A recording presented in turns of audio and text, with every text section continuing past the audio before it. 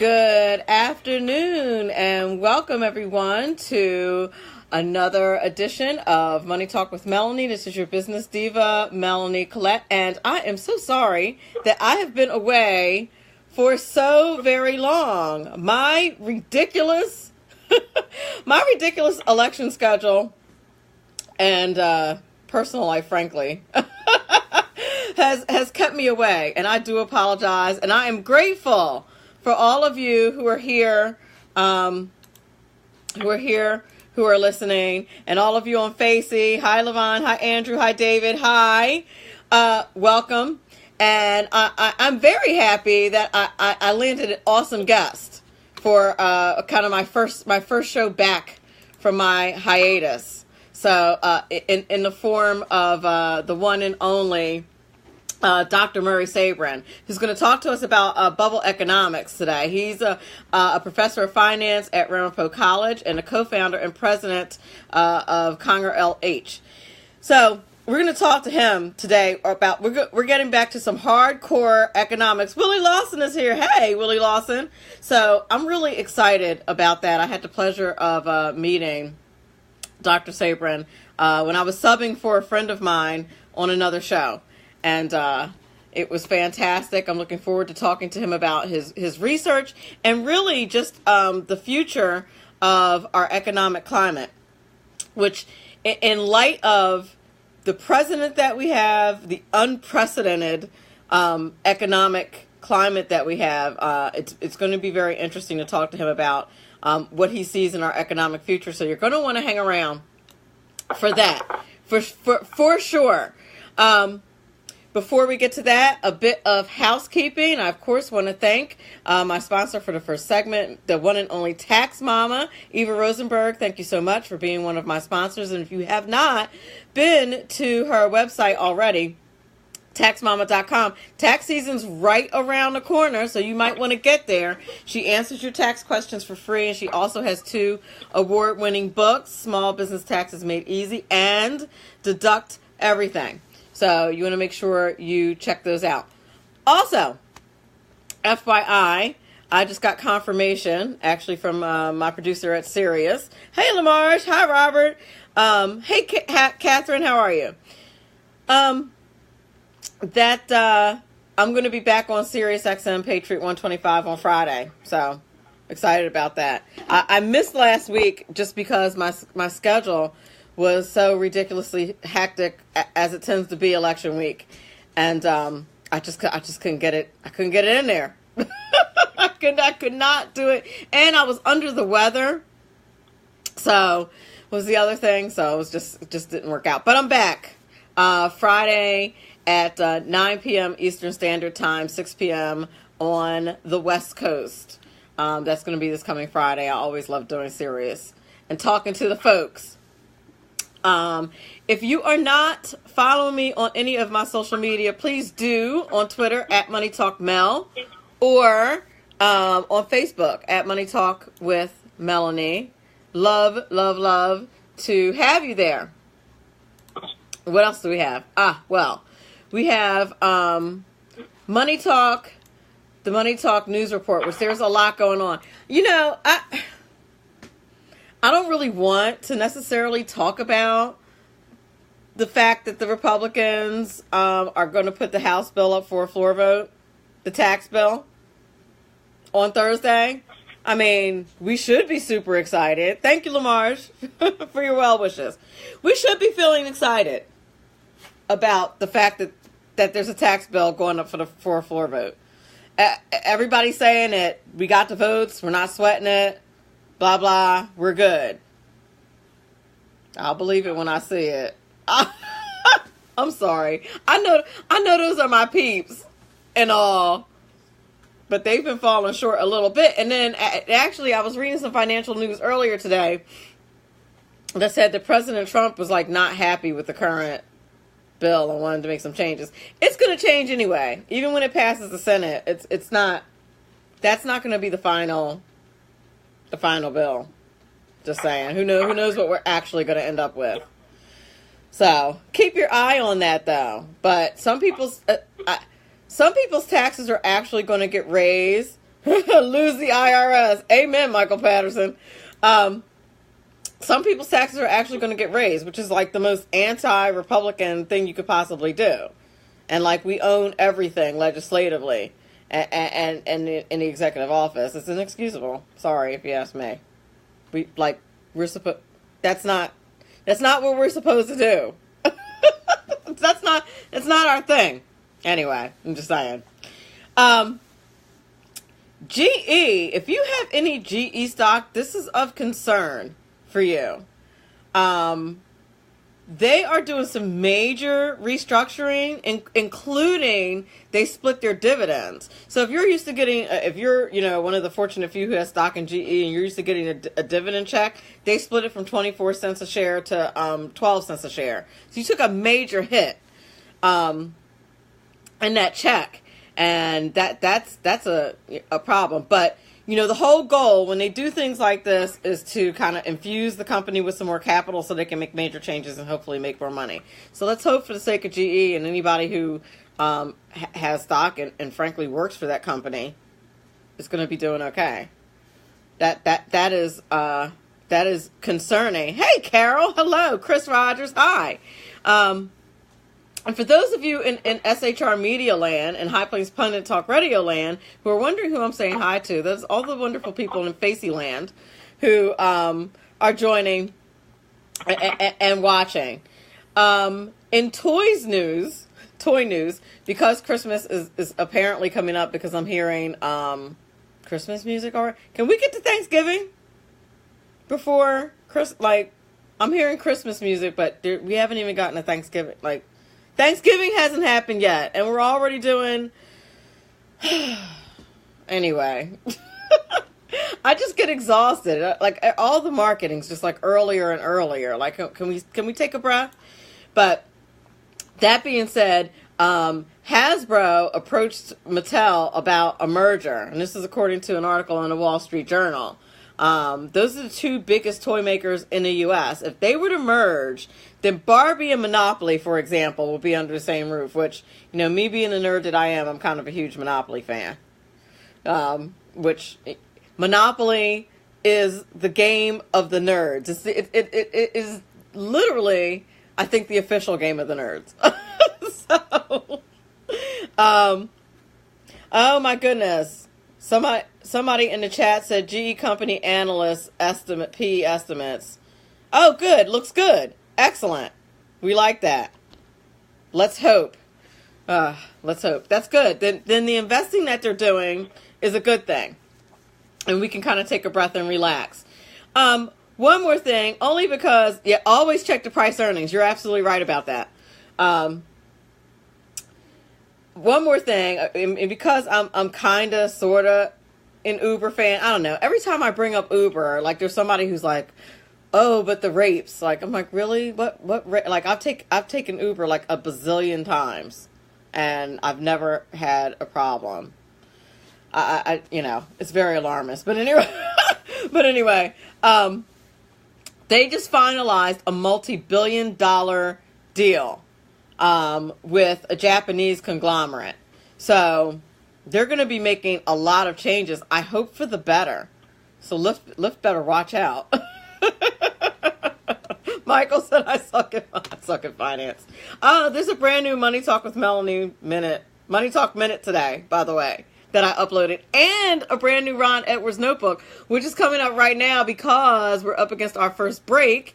And when I come back, we will be talking with the one and only Dr. Murray Sabrin. I'm excited about this conversation. We're going to talk about the economic bubble. Is it going to burst? What is going on? He is one of the foremost leaders in finance, leading minds, in financial minds. And he's somebody you want to listen to for sure. We'll be back in a few minutes. You're listening to Money Talk with Melanie. I am your business diva, Melanie Collette, and we will be back in a few moments. If you are a Trump-hating rhino Republican who looks the other way when Democrats literally set out to destroy the Republic, prepare to be booted out of office. Hello, I'm Ron Edwards. On today's page from the Edwards Notebook, President Trump clearly stated that the corporate tax rate must be lowered now to make America once again competitive on the world's economic stage. The president even caved in to the globalists and settled at a 20% rate. But now, Republicans are seriously considering a one-year delay before cutting the corporate rate. The Republicans are also trying to gum up the works by not issuing across-the-board tax reductions, despite knowing that such measures could cause a repeat of 1981, when selfish politicians delayed tax reductions for a year and caused a recession. President Reagan agonized over the decision to give in to the statist politicians who persuaded him not to oppose their delay of granting tax relief for the people of America. I pray that Republicans will awaken from their stupor of pretending not to understand that tax cuts bring in more revenue and the wasteful spending must be curtailed. For you Trump haters, he is doing his job, and it is past time you do yours, or prepare to be booted out of office. I'm Ron Edwards. Sponsored by the Tri-County Liberty Coalition. Who likes paying taxes? Nobody. That's why Eva Rosenberg from TaxMama.com wants you to pay less of them. Read Small Business Taxes Made Easy and learn how legally hiring your spouse and children can slash your taxes. Learn how to set up a business plan that minimizes taxes, the benefits of setting up an exit plan, how to avoid getting audited, and how to legally increase your deductible expenses with better record-keeping techniques. Don't let the IRS squeeze you out of every penny. Visit TaxMama.com. Click on Ask a Tax Question to get free answers to your tax and business questions. TaxMama.com. That's TaxMama with one M.com. My name is David Barnett, and I've been helping people buy and sell small and medium-sized businesses since 2008. So far this year, I've gone on 5 vacations. It's because I've got my own business. When you get tired of being managed by someone else and you decide that business ownership is right for you without the risk of starting your own unproven enterprise, then come over to BusinessBuyerAdvantage.com. There are over 100 YouTube videos on buying and selling businesses that you can watch for free. That's BusinessBuyerAdvantage.com. And that was David Barnett, another one of my sponsors, who I also want to thank. If you did not hear the name of that website, that's businessbuyeradvantage.com. Hi, Doug. Hi, Jim. Hi, Keith. And everybody else who's, oh gosh, that I'm missing in the chat. Tina, Lori, hi. Thank you for joining me. But if you go to businessbuyeradvantage.com, if you've ever thought about buying a franchise and you're thinking that it's really hard or really difficult or really expensive, David Barnett will convince you otherwise. He's got tons of free instructional videos. He's also got a couple of really cool books. You want to check out his website at businessbuyeradvantage.com, most certainly. Now, without further ado, I want to bring on my guest, Dr. Murray Sabrin. We're going to talk about the economic climate and really bubble economics, as he calls it. Just a little bit about him. He's a professor in finance at the Andersville School of Business at Ramapo College of New Jersey. We're both Jersey folks at opposite ends of the state. He's been a member of the faculty since 1985. He's a PhD in economic geography, an MA in social studies education, and a BA in history, geography, and social studies education. Murray, I don't think you have enough degrees. Yes. Well, thank you, Melanie. It's a pleasure being with you on such a dreary day, and hopefully we can shed some sunlight onto what's going on in America today and how we can make it better. Absolutely. And you know, it's an exciting time / frightening time, right? Oh, yeah. In our economic climate. So, hello? Go ahead. Yeah, the exciting time is all these new inventions, innovations that are taking place in every single field under the sun, from e-commerce to artificial intelligence to social media to medical breakthroughs to better food that we're getting, to better diagnoses of illnesses so they can be diagnosed much earlier. So people who were given death sentences years ago from diseases are now living much longer and more healthier lives because of these breakthroughs. So you've got to be optimistic about the future, which is essentially what Warren Buffett has said for many decades now. America keeps on progressing. The fly in the ointment, as we all know, is that we go through these periodic gut-wrenching downturns in the economy, both in the stock market and in the real economy, because we have an institution which is more than 100 years old now, which I have a documentary on at Sabrin Films on YouTube on the Federal Reserve. The Federal Reserve was created in 1913, as people know, to stabilize the economy, to iron out the business cycle, and to keep prices stable, and it's failed on all those counts. So the question that I have for all the policymakers and the politicians is, why do we still have an institution that hasn't been able to fulfill its mission since it was created in 1913? And that's the essence of the research I've done last semester when I was on sabbatical, and I'll be presenting the results of my research Wednesday night at Ramapo College at 7:30. And we'll have people in the audience, and we're going to have it streamed live on the Sabrin Center website. My wife and I created the Sabrin Center for Free Enterprise at Ramapo College. And tomorrow night I'll be posting the link where people can go to my Facebook page, where they can see the presentation from all over the world on how the Fed creates bubbles. And then I'll be predicting when the next bubble will occur. Excellent. Now, I want you to explain to the audience, because there's one really creepy, and every time you and I talk, we talk about this, right? There's one really creepy thing about the Fed that the public at large generally doesn't know. One big creepy thing. The Federal Reserve, you would think, is a federally owned by the people entity. Wouldn't you think that? Well, that's what it sounds like. But is that the case? Well, no, the Federal Reserve banks are owned by the banks in the region, as I understand it, and they own stock in it. So basically it's a private entity, but the profits of the Federal Reserve go to the U.S. Treasury, and I believe last year they handed over something like $60 to $80 billion in the profits that they made from all the $4 trillion of debt that they own. And so most of that debt, most of those earnings go to the federal government. So the federal government has created an entity that has the ability to create money out of thin air, buy government bonds with money that they didn't earn. They earn interest, and that goes to help pay for the federal budget. So essentially, the Federal Reserve has become a cash cow, if you will, for the federal government. So they keep on spending, and yet they're still running a $500 to $1 trillion deficit. So we have finances that, in any normal situation, would call for, to use Bernie Sanders' term, a revolution, because if people actually knew how the Fed operates, they would be appalled. They now know they're getting virtually zero on their savings account, and that's because the Federal Reserve has depressed interest rates, which makes savings very difficult in a bank.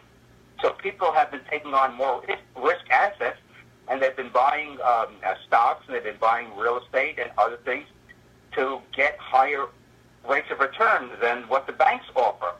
So we've created, in effect, one of the biggest bubbles in human history, and that's what I'm going to show Wednesday night, is how large this bubble actually is, and what are the probable consequences of this bubble, which we know we've lived through the two past bubbles in the 90s and the 2000s with the dot-com bubble and the real estate bubble, and this is what some people have called the everything bubble. Everything is inflated.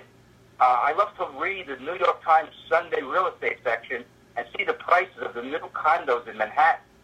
And some of them start at $3 to $4 million. That's the lowest price for a condo, when years ago that would be the highest price. And you see condos selling for $10, $20, $50 million. One recently went into foreclosure, a penthouse apartment that sold for $51 million. I think it sold for $36 million. So there's something starting to happen. Maybe it was just a one-time thing with this Nigerian businessman that overextended himself. But the point is, these prices are just so ridiculous that they don't make any sense. In a normal world, housing would not be as expensive as it is today. Exactly. And now, because of the way the Fed is structured, we have total transparency, of course. Like we know who they are, and we know how much each entity that's part of the Fed is investing. Like, we know everything. It's completely open, right? I think you got your tongue in your cheek here. Indeed, I do.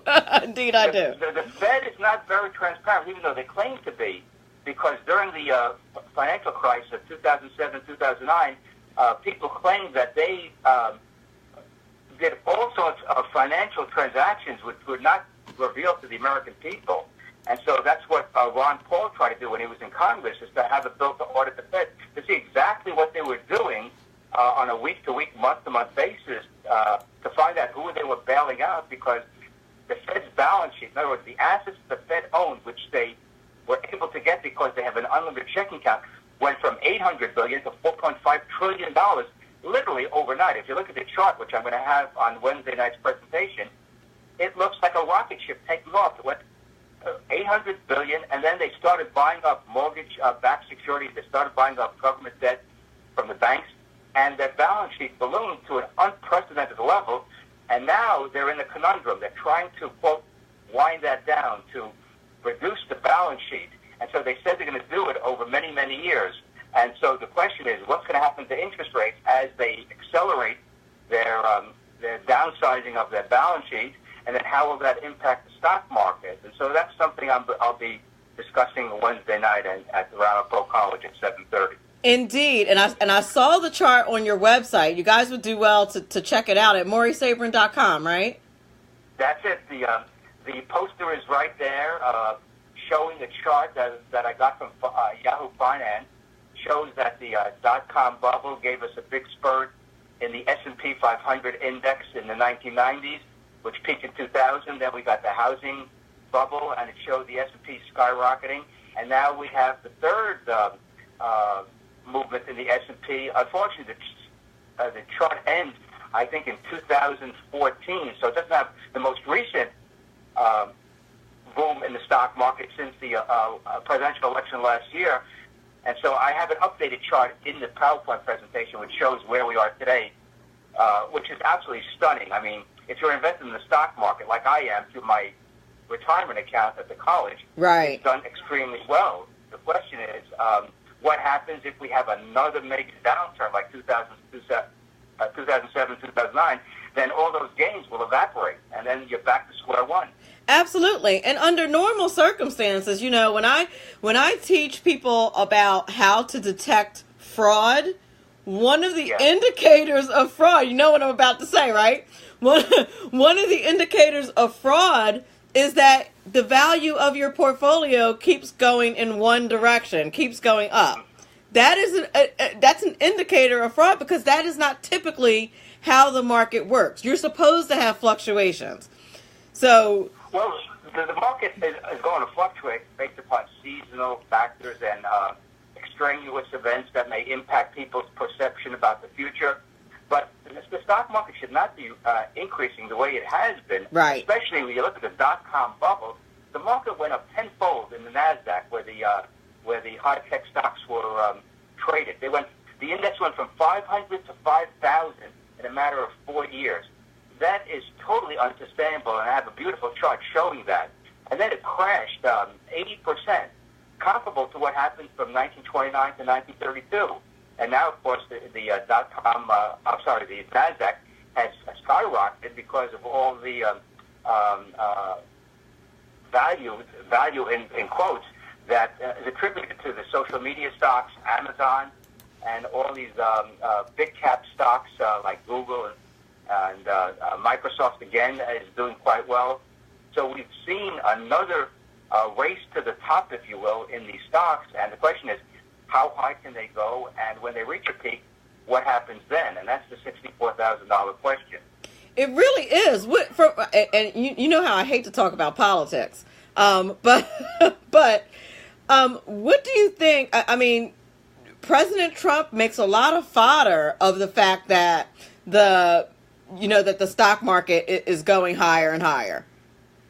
Yeah, this is not good for him, because if we do have a major downturn during his term, he's going to get blamed for it. So he's taking credit for it. Then he's going to have to take the blame for it if it goes down. But the point is, it's the Federal Reserve that really is the engine, if you will, of the boom and the bust. And that's what I'll be expounding upon on Wednesday night, because most people don't know the mechanism of how it works. And I have a chart that shows how this mechanism works, and people get a sense of this is not normal. This is not a normal market economy. A normal market economy is where prices are slowly falling, which is what happened throughout most of the 19th century, particularly after the Civil War, as the great industrialization took a hold in the United States, and we had tremendous output in industry after industry, and prices were falling slowly, which meant that the average person's living standards were going up. But if their wages stayed the same and prices were falling 2-3% a year, that means your standard of living was going up 2-3% a year. Right. We don't have that anymore. For most people, the average American worker across this great country of ours, their living standards are either flat to down over the last 15 years, because wages haven't kept pace with the cost of living. And something about the cost of living, which your listeners should know, is that some people believe that the CPI, the Consumer Price Index, understates the cost of living, and therefore people are really falling behind. And the Fed thinks that CPI overstates the rate of inflation, and that's why they want to have a target of a 2% inflation rate, which is so bizarre. I don't know any human being on the planet that wants to pay more now than they did a year ago for the same products that they're buying. Yet the Fed is telling us this is good economic policy, that prices rise. I've never heard such economic nonsense in my whole life. That sounds like the same people who say, we must necessarily raise taxes every year without ever looking at cutting anything ever. Well, I'm glad you brought up taxes, because as people's incomes go up, they pay more in taxes. So governments, especially state and local governments and the federal government, loves inflation. In other words, the increase in the supply of money, because people's wages go up, maybe not as fast as they'd like to. Profit income goes up for businesses, so they're paying more taxes. So government gets more revenue without having to raise tax rates. And so that's why we need a massive tax cut. And I don't think this tax bill, what I read, will accomplish that. Now, and when you say that, do you mean across the board on corporate taxes and our personal taxes, or is that what you don't think is enough? They seem to have... Yeah, the tax rates should be going down. That's the essence of creating a limited government and a more free enterprise, free market economy. Is taxes decline, which means that families will have more money for their living expenses. It means they'll have more money for their investment opportunities, and it means they'll have more money for their charitable contributions. That's what life is all about.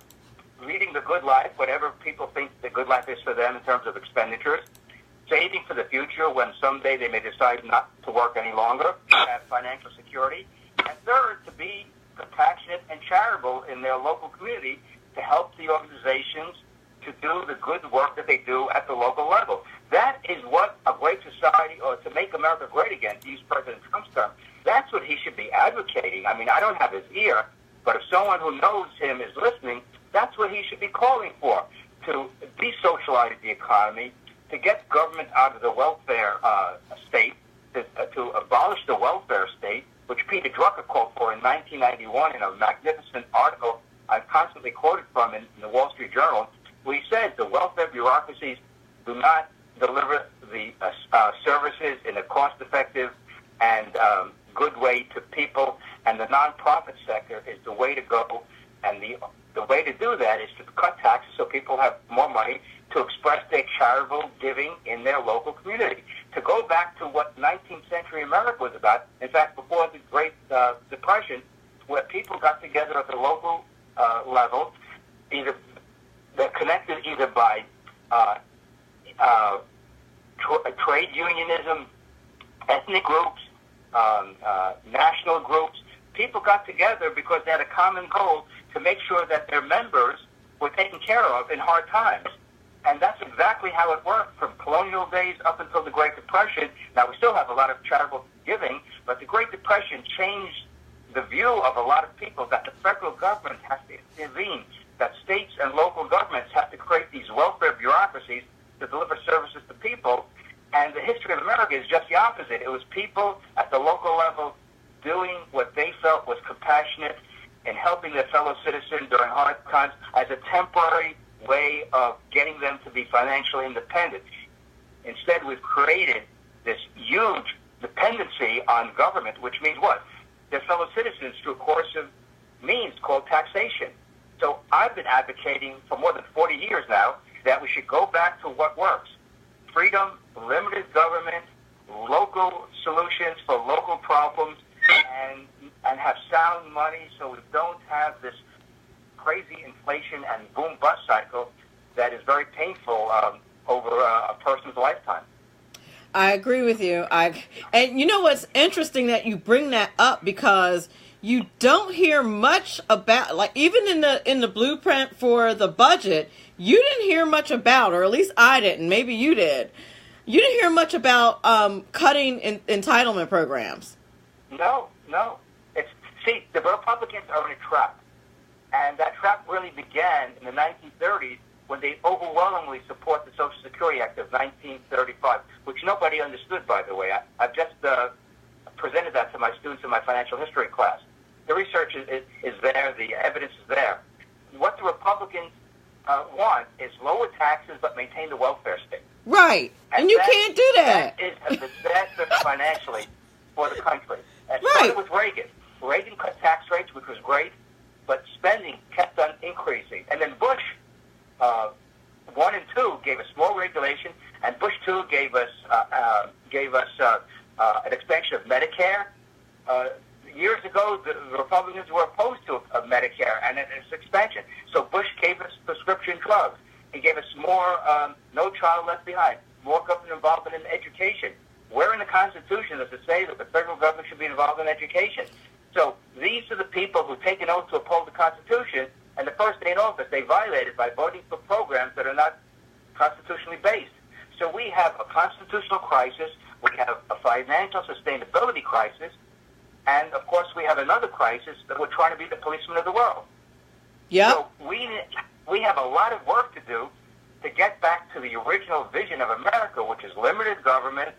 The federal government does a few things authorized by the Constitution, and we, the people, decide how to lead our lives without having the federal government dictate to us what we can or cannot do. And I guess we're up against a break, so we can talk about this on the other side of the break. I probably shouldn't bring up the healthcare issue and the block grants and the fact that we didn't and that situation. I mean, we have so much going on in our economy that a bubble would be an absolute disaster. And not forget about healthcare, but let's talk about the $250 billion in trade agreements that the president is working on overseas right now. And the repatriation part of the tax bill. Like, will that really infuse enough money into the economy to get it going? I don't know. But we're going to talk about all of that stuff on the other side of the break. You're listening to Money Talk with Melanie. I'm your business diva, Melanie Collette. I have Dr. Murray Sabrin with me. I'm privileged to have one of the finest minds in economics with me today for my first show back in a week or so. So I'm very excited. We're talking bubble economics with him, and we will be back in a few moments.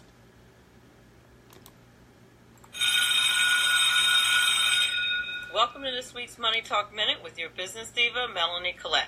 This week, we're going to discuss interest rates. Why are they important? Well, they're important on two sides of your financial coin. On the one side, you have your debt, credit card debt, loans, and things like that. You always want to get the lowest interest rate possible. Why? That means that money is costing you a lot less to borrow with a lower interest rate. And speaking of debt, when you're looking at which loan or which credit card to pay off first, you're always going to look at the interest rate. Which one has the highest interest rate? That's the one you want to start paying off first. On the savings side of the financial coin, what kind of savings account do you want to open? Which one should you choose? You will always choose the one with the best interest rate. And on the savings side, the best interest rate will be the highest interest rate. This means it will yield you the highest amount of return. And that's it for your Money Talk Minute of the Week. I am your business diva, Melanie Collette. Power brokers use corrupt politicians, deceptive Islam, and lies from establishment media to turn the once shining city on a hill into the city of the blind. What do the elites fear? One man with a cane. I'm Dave Milner. Join me at SHR Media, High Plains Talk Radio, Spreaker, iTunes, and YouTube for a different kind of commentary on the unpleasant blind guy. Because truth is not always pleasant.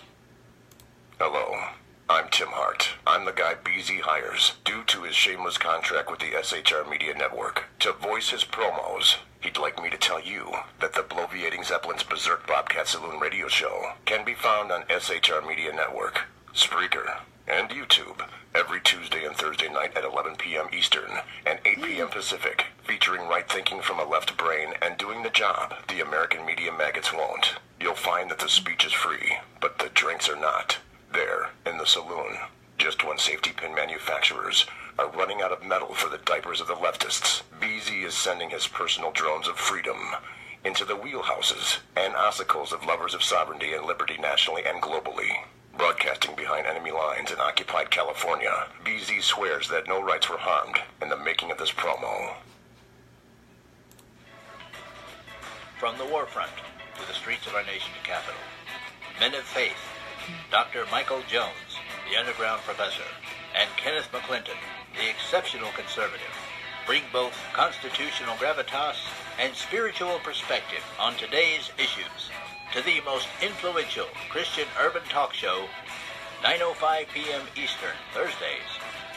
It's a new day on New Day, Black and Red. The best late-night conservative talk show in America, Sackheads Radio.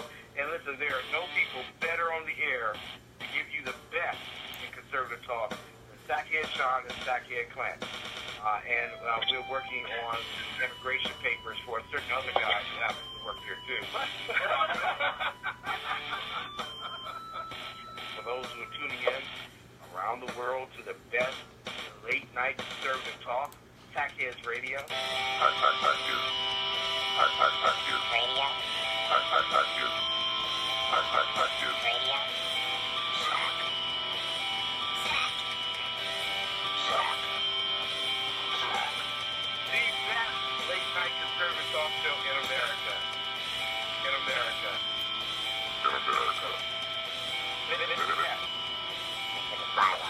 And in this web was a large, I'm pretty sure it was the biggest spider I've ever seen. Okay, we're back. You're listening to Money Talk with Melanie. I am your business diva, Melanie Collette. And I have with me this afternoon Dr. Murray Sabrin, and we're talking about the economic bubble. And actually, we've had several back-to-back bubbles, and we're talking about another. I think Dr. Sabrin is predicting impending doom. I'm kidding, but not really. As far as what we're discussing, and we're discussing all of the moving parts, but mostly the fact that we are in a huge bubble now, and predictably the way economics works, there's probably going to be another one coming. Those types of things can kind of be predicted, right? Yeah, the data that I've gathered, the charts that I've put together, when you add it all up, there are 4 charts that really highlight that we are getting closer to the peak in both the economy and the stock market. So when they all line up, it's like the stars, where they all line up to get when everything lines up for the eclipse. That's what I'm going to show Wednesday night, and it's pretty powerful stuff. In fact, I also obtained from a newsletter that I read from an analyst on the West Coast.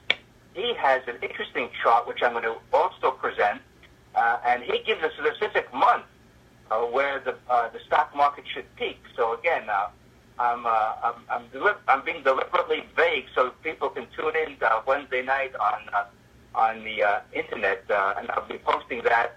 I'll probably post it tonight on my Facebook page and tomorrow night as well, because I think we need a big audience so people can first of all learn about how the Fed operates and then see exactly when this thing could break. I mean, there's no guarantee that it'll break exactly the time that this analyst thinks, but the indicators that I've put together, they will give us a clue as to when the stock market is peaking, and then people have to make choices of what they should do. If you're a young person, you can write it out because you're looking to invest for the next 40, 50, 60 years. Right. If you're nearing retirement and you've got a portfolio that's pretty substantial because we've had this big increase in the stock market since 2009, you have to make a decision as to what you're going to do if you have most of your assets in stocks, and you can see a pretty substantial decline, and it'll take several years to recover that. So this is where you have to work with a financial advisor to see what your own specific situation is, so you can make good choices for your financial future. Exactly. And now, do you see things like, for example, the lowering of the corporate tax, the possible repatriation, which that's another thing that I've heard pretty quiet. Like, I haven't heard a percentage attached to repatriation or how they're going to do that. And just for the edification of the audience, that word is thrown around a lot. And basically what happens is companies earn money overseas, and a lot of times they don't bring it back. They just reinvest it overseas, because if they bring it back, it'll be taxed at a 35% corporate tax rate.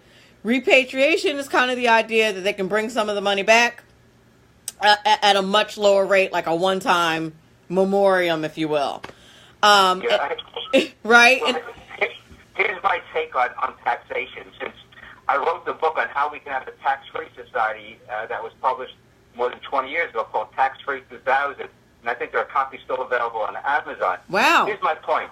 The corporate income tax should be abolished, lock, stock, and barrel, because it's double taxation. Yep. People who get dividends from corporations pay tax on that income that's already been taxed at the corporate level.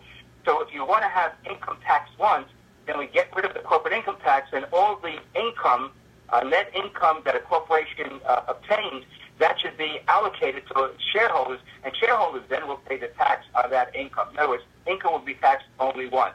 As far as repatriation goes, that money should come back tax-free for the simple reason it's already been taxed overseas. Yep. So why should the federal government tax money that's already been taxed? Just as we pay high property taxes in New Jersey, high income taxes, we should be able to deduct that off our federal tax return, so we don't pay twice on income that's already been taxed. So, again, the goalpost should be, we should be moving toward getting taxes as low as possible. The ideal situation from my perspective as a libertarian, as a free enterprise advocate, as a limited government advocate, we should go as quickly as possible toward a zero-tax society, because if you look at the tax situation prior to the income tax of 1913, most Americans paid very little taxes. In fact, when we got the income tax in 1913, only 2% of the American people paid the income tax. 98% of the American people were exempt. There was no Social Security tax, no Medicare taxes, and the top rate was from 1% to 7%. So the tax rates back in 1914, when the income tax was implemented, were so minuscule that it didn't affect the average person, and therefore people felt comfortable with having a federal income tax. But what happened?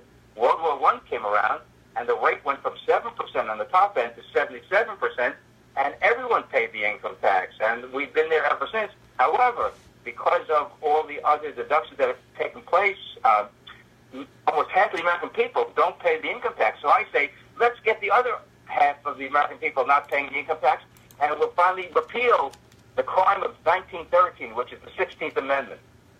Well, it sounds like what you're suggesting as a wealthy libertarian is that you wealthy people at the top, you 1%ers, just get more money.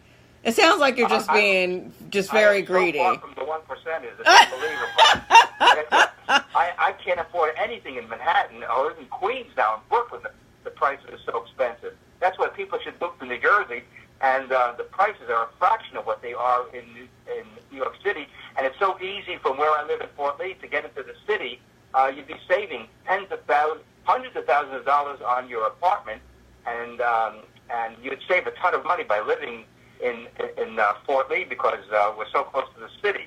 But the point is, more money in people's pockets from their work, from their businesses, means that they can grow their businesses, they can save for their retirement, and we don't have the money going to the bureaucracies in Washington. We don't have money going to the military-industrial complex to police the world and have undeclared wars. What I'm saying is we need to go back to the vision of America that was based upon limited government. That was what Jefferson wanted. Hamilton wanted crony capitalism. He won out.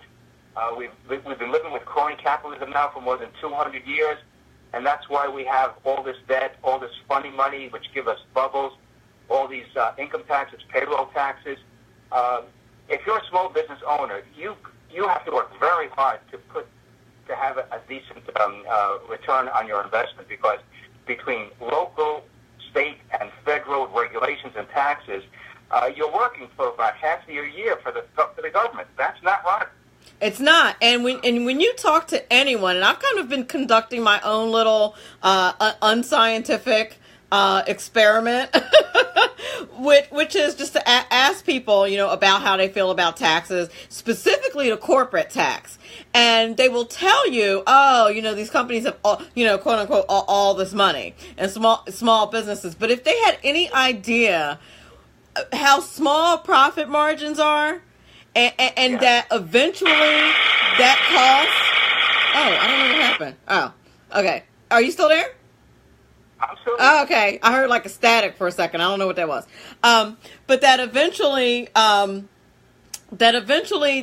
cost is only going to go back to the consumer. People don't understand that. They don't get that profit margins are very small. I had to explain to someone the other day about their hotel room, and I said, well, who do you think pays for the lights, and the front desk agent who checked you in, and the chambermaid who cleans your room, and I went through the list of things that has to happen in a hotel for you to stay there for $50 a night.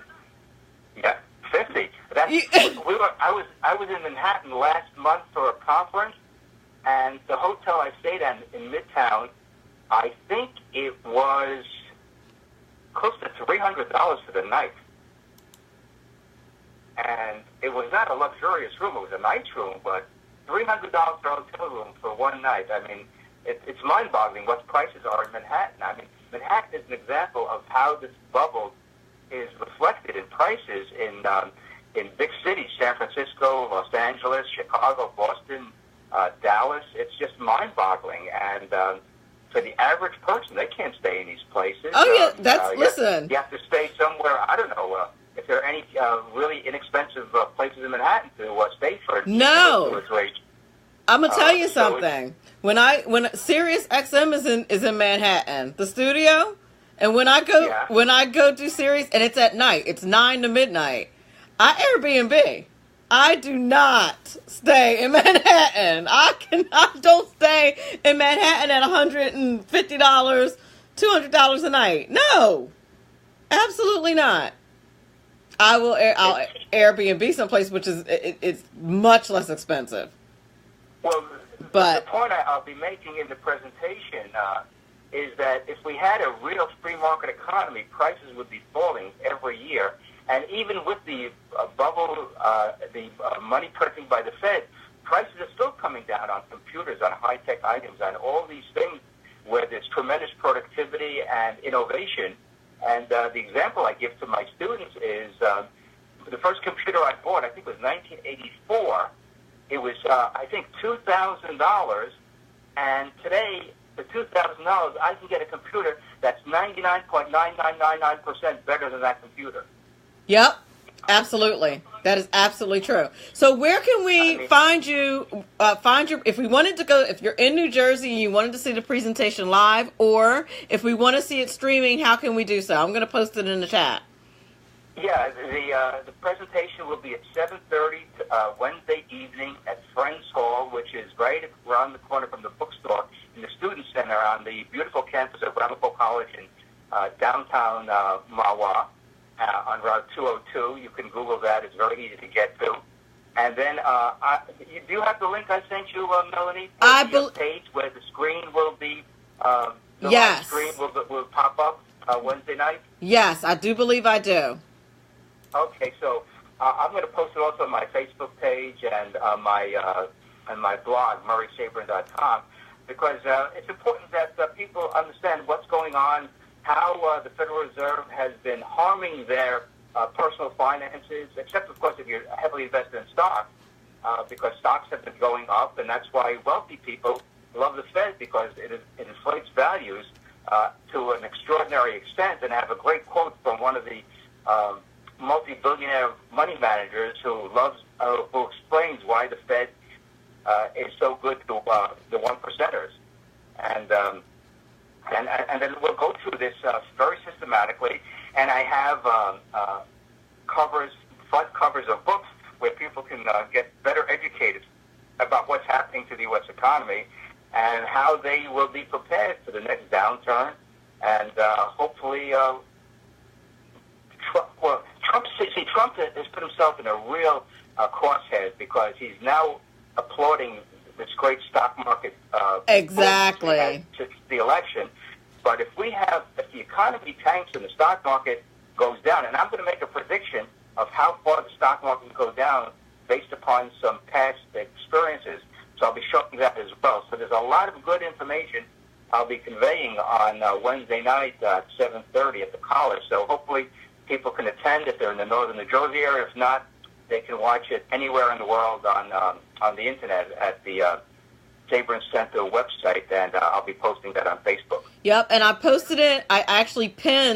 I posted it and I pinned the comment in a live stream on Facebook. So if you're listening on shrmedia.com, you can go to my Facebook page, and the link is right there, and it's pinned to the top, so you don't have to wade through all the other comments. Dr. Sabrin, thank you so much for being on the show today. As always, you did a fantastic job. I appreciate it. Extremely informative. Break a leg. I will. Thank you so much, and I look forward to doing it again. Absolutely. Thank you so much. I want to thank everybody in Facey, everybody on SHR Media, High Plains Pundit Talk Radio for listening. You guys totally rock. You guys in Facey, you rock hard. Thank you for all your wonderful comments and for watching and for listening. Remember, all of this is very important, because after all, it is your money.